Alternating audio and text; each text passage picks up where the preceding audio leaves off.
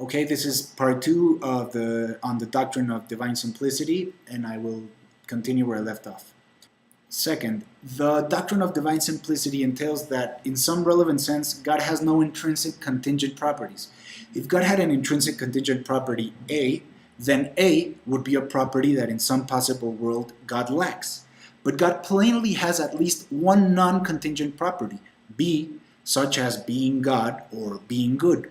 We could then ontologically distinguish God's having A from God's having B, because the one occurs in all worlds where God exists and the other does not, contrary to divine simplicity. The problem now is that although God has created this world, he could have created another or none at all. But willing one thing rather than another seems to be an intrinsic property.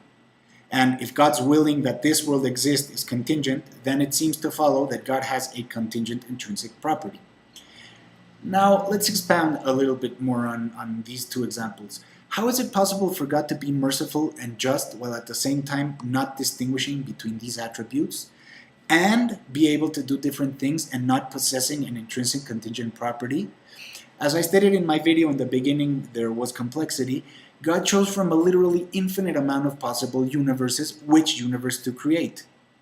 Willing one thing rather than another seems to be an intrinsic property.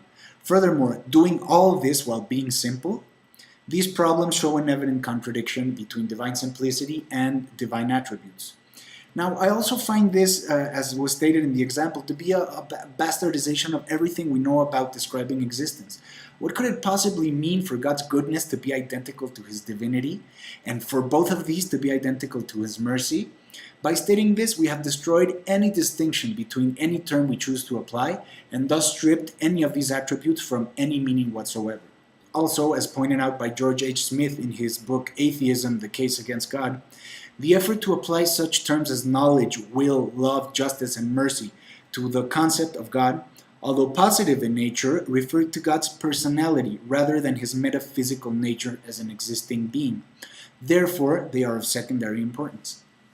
Furthermore, all the supposed qualities of God arise in the distinctively human context of finite existence, and when wrenched from this context to apply to a supernatural being, makes them, as I stated earlier, meaningless.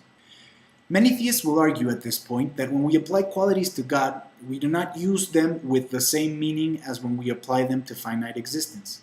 They will usually apply the method by analogy, that is, that we base these attributes on a resemblance between God and finite entities.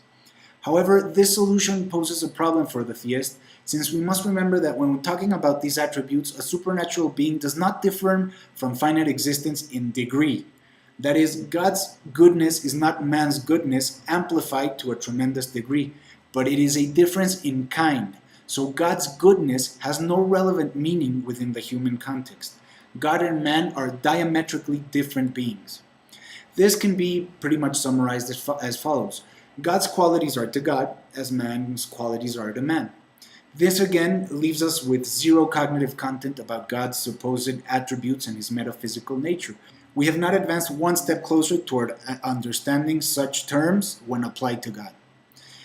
Similarly, many of the qualities that are ascribed to God as examples of his positive metaphysical nature also leave us in the same position. Let me show an example of what I mean. As is well stated in the Bible, when Moses asks God what his name is, God replies, "I am who I am."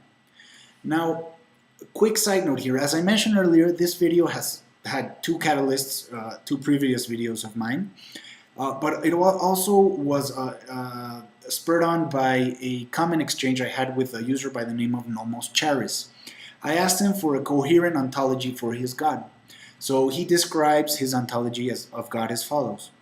God is pure being. He is what he is always. He is that which exists of itself. He is the beginning and the end. He is that which was and which is to come, from everlasting to everlasting. Now, as I noted to this user, this description gives us, once again, absolutely no cognitive content for the idea of the theistic God he tries to describe. Let me illustrate, taking once again from Atheism, The Case Against God by George H. Smith. Albeit, I'm going to slightly modify the example using Nomos Charis's comments. Imagine a conversation between two people. Person 1, a blark exists. Person 2, what is the ontology of a blark? Person 1, a blark is pure being. He is what he is always. He is that which exists of itself. He is the beginning and the end. He is that which was and which is to come, from everlasting to everlasting. Now, does that bring you any closer to understanding what a blark is? What its metaphysical nature is? And that is exactly why I use the example from the Bible when Moses asks God, I am who I am. It is meaningless. So basically, everything that we have discussed so far leads us to one central point. That is that God is basically beyond our scope. He is unknowable.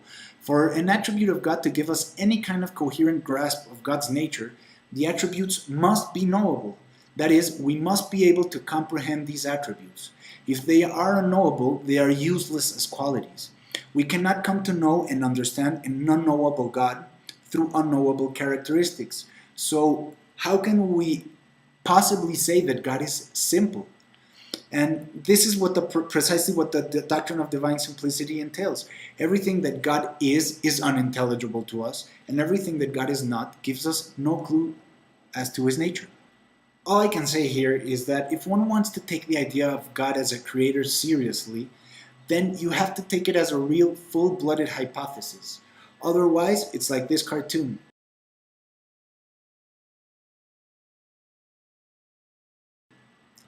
God, the magic creator, is not an explanation.